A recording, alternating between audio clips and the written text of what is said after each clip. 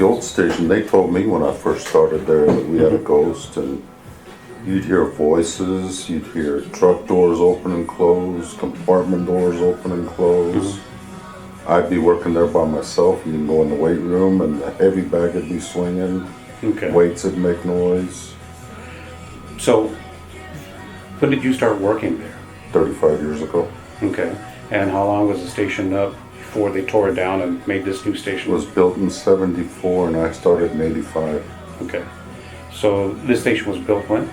5 years ago. 5 years ago, okay. So the station was it a brick and mortar type? And the old Stucco. Stucco, okay. So the question is that when they were telling me some of these stories, they said, of course, you had to be one of the longer, you have longevity here. Did you personally experience anything, or did you personally have anything that transpired? Oh yeah, we all heard it. Everybody that worked, all the volunteers heard it. You'd walk in the door at night, and the hair on the back of your neck would stand up. You just knew. That was at the old station. At the old station. Okay. Oh, that's my other. That's my other person there. Oh yeah, there was all kinds of weird stuff.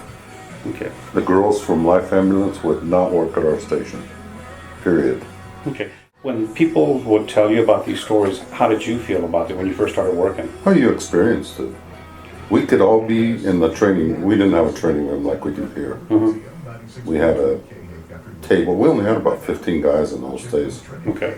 We'd all be sitting around the table, and like one night, we had a pickup that had 4 shovels strapped down to it for brush fires. Right. All the shovels fell off. Okay. When we go out there, shovels are strapped down just like they're supposed to be. Okay. But you all heard it. Everybody heard it. You heard shovels fall. Okay. You'd hear the truck door open and close. We'd go out, there's nobody there. You'd hear a compartment door open and close, and nobody's there. Okay. Did anybody ever who was there with you? When I heard voices, it was a real deep voice one night when I was working on my truck. And in there? In the garage? I mean, when you heard it, what were you doing? You said you were working on the garage. I was underneath my truck on a creeper. Okay. So it was about 11 o'clock at night, and I thought, who is up here? Because in those days, nobody was. This town would roll up the sidewalks at 6 o'clock. Right. I thought, who the hell is up here on a Friday night at 11 o'clock? So I got out and I looked around, and there was nobody there. I looked up and down the street. There's no cars. Okay. So when you heard this voice, this deep voice, did you hear it come like from under the truck, or did you hear it? I had no idea where it was coming from. Okay. Did it echo? Do you remember? No. Okay. Once I heard it, I went out and I looked. I came back in. I thought, I know what it is. We had an answering machine in those days for the phone.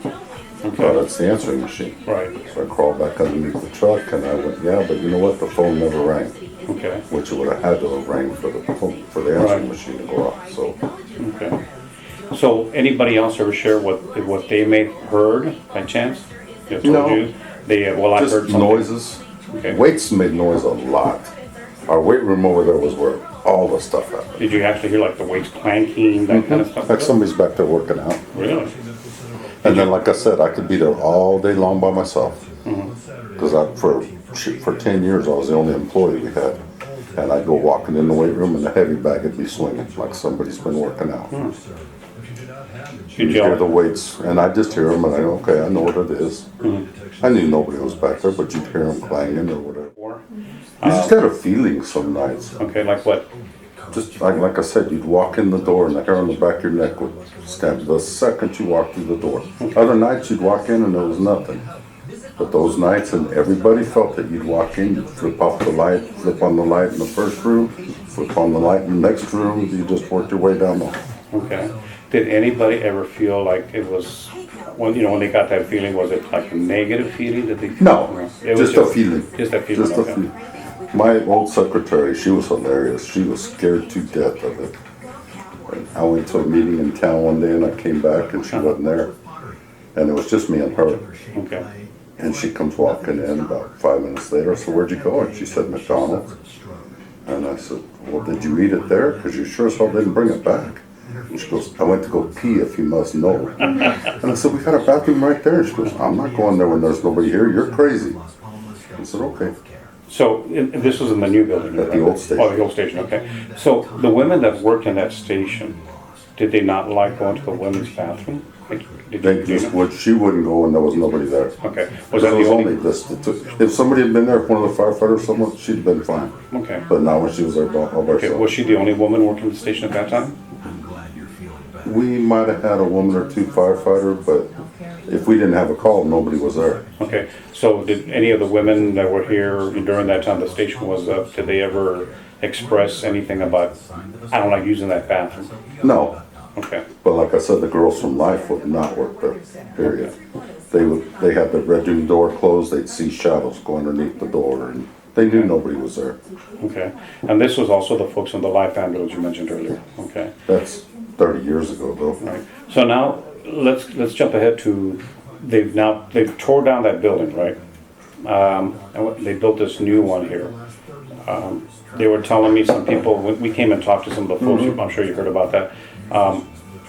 Did you when you came over to this new building? They showed us. Well, before I get there, they showed us this photo. What appears to be like a shadow in that picture.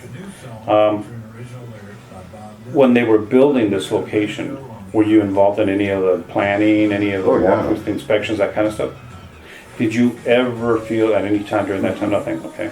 But we asked the builder if he thought the ghost would move, and he goes, "Oh hell yeah, you guys are right next door." So right after they were still building this place. Uh-huh. I don't know if they took you all through here. Yeah, we went through the whole building. Okay, in the classroom, you saw where that little room is, where the computer and all that stuff Right. is. The guys called me one Saturday night about 9:30, and they said every light in the station's on and the front doors are wide open. And they were still building this place, but it was almost done. And I said, "You sure nobody's painting or doing something in there?" And they said, "No, there's no cars." I said, "Go double check, and if not, turn off all the lights, close the doors. You guys know where the key is, lock it up, and I'll talk to the builder Monday morning." This is on a Friday night. So Ruben Ortega went in there and he walked into that room and turned off the light. Walks out and he hears that thump when the light goes back on. Okay. And turned around and the light was back on.